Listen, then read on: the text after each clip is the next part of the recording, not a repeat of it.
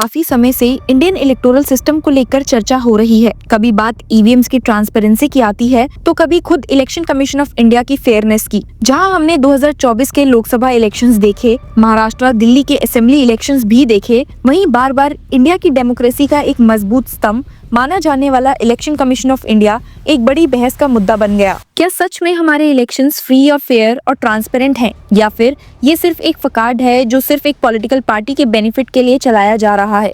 ये सवाल तब और ज्यादा गहरा हो जाता है जब हम outgoing chief election commissioner Rajiv Kumar के कंट्रोवर्शियल टेन्योर को देखते हैं। 18 फरवरी 2024 को अपने टर्म कंप्लीट करने वाले राजीव कुमार को शायद ही कोई याद करे। एक कलीग ने उन्हें एक ऐसे ब्यूरोक्रेटिक के रूप में डिस्क्राइब किया है जो सिर्फ सरकार की मर्जी चलने देते हैं।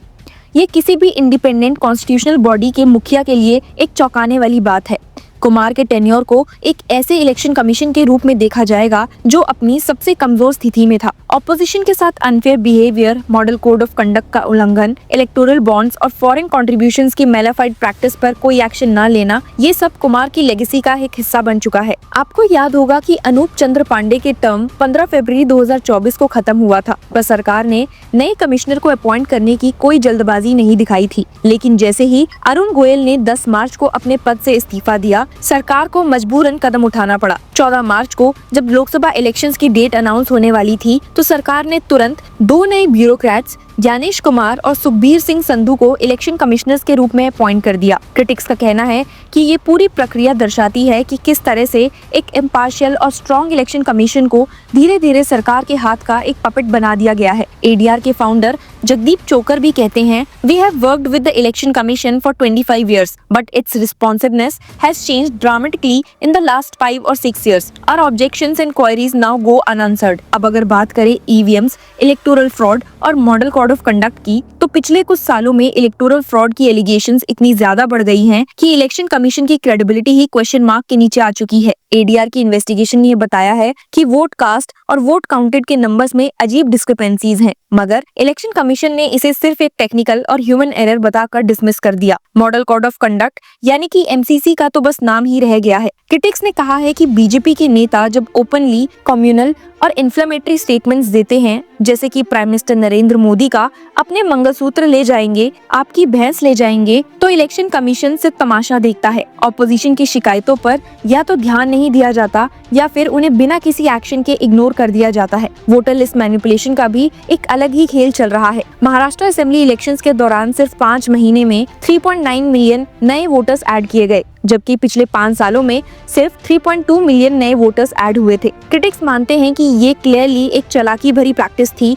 जो बीजेपी के फेवर में काम आई। इसी कंट्रोवर्सी के बीच जो एक बड़ा नाम सामने आता है वो है सुप्रीम कोर्ट के सीनियर लॉयर और राज्यसभा एमपी कपिल सिब्बल का, जिन्होंने इस पूरी इलेक्टोरल मशीनरी की असली ताकत पर सवाल उठाए हैं। उनका कहना है कि पॉलिटिकल पार्टीज पर इलेक्शन खर्चे का कोई सीलिंग नहीं है, जिसमें रूलिंग पार्टी को एक अनफेयर एडवांटेज मिलता है। इलेक्टोरल बॉन्ड स्कीम जो सुप्रीम कोर्ट ने अनकॉन्स्टिट्यूशनल डिक्लेयर किया, सरकार की तरफ से एक quid pro quo funding mechanism था। कपिल सिब्बल ने अपने एक आर्टिकल में लिखा है, the electoral bond scheme struck down by the Supreme Court has enriched a political party in power at the center based on enormous donations from commercial players, perhaps due to a quid pro quo emanating from favors doled out by the government. ये एक open secret है कि कौन सी political party इस system का सबसे बड़ा beneficiary थी, और जब इलेक्शन प्रोसेस खुद पैसे के दम पर डिसाइड होने लगे तो डेमोक्रेसी का मतलब ही खत्म हो जाता है। सोचने वाली बात ये है कि इलेक्शन कमीशन का काम है एक फ्री और फेयर इलेक्शन करवाना, मगर जब वो खुद एक तरफ झुक जाए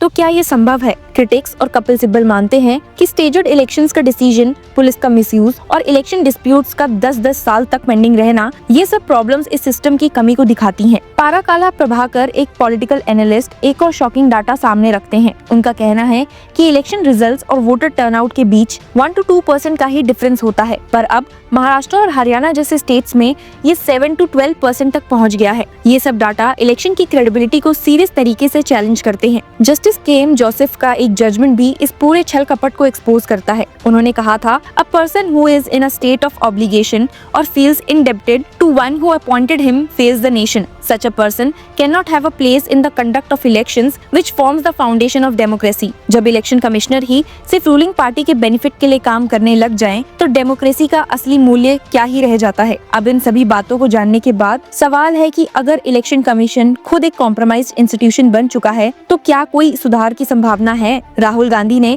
अपने डिसेंट नोट में सुप्रीम कोर्ट के मार्च 2023 के जजमेंट का रेफरेंस दिया था, जो कहता है कि इलेक्शन कमिश्नर्स का अपॉइंटमेंट एक इंडिपेंडेंट कमेटी के थ्रू होना चाहिए, जिसमें prime minister, leader of opposition और चीफ जस्टिस ऑफ इंडिया हो। मगर जब सरकार खुद एक ऐसे मैकेनिज्म का हिस्सा बनने से इनकार करे जो न्यूट्रलिटी को इंश्योर करे, तो सुधार की कोई उम्मीद नहीं बनती। ऐसे में बॉब डायलन की एक मशहूर लाइन याद आती है, the answer my friend is blowing in the wind. इन सभी क्रिटिक्स की माने तो सवाल ये नहीं है कि इलेक्शंस फेयर हैं या नहीं, सवाल ये है कि हम एक डेमोक्रेसी के नागरिक होने के नाते इसको बचा सकते हैं या नहीं। जब तक इलेक्शन कमीशन एक इंडिपेंडेंट और अनबायस्ड इंस्टीट्यूशन नहीं बनता, तब तक इंडिया की डेमोक्रेसी सिर्फ एक नाम का तमाशा बनकर रह जाएगी। तब तक जो भी इस सिस्टम का पार्ट है, उसका ये कहना सही होगा, वोट तो दोगे, पर क्या वो वोट गिन भी पाएगा? आपका इस पर क्या विचार है? Share with us in the comment section and keep following law chakra.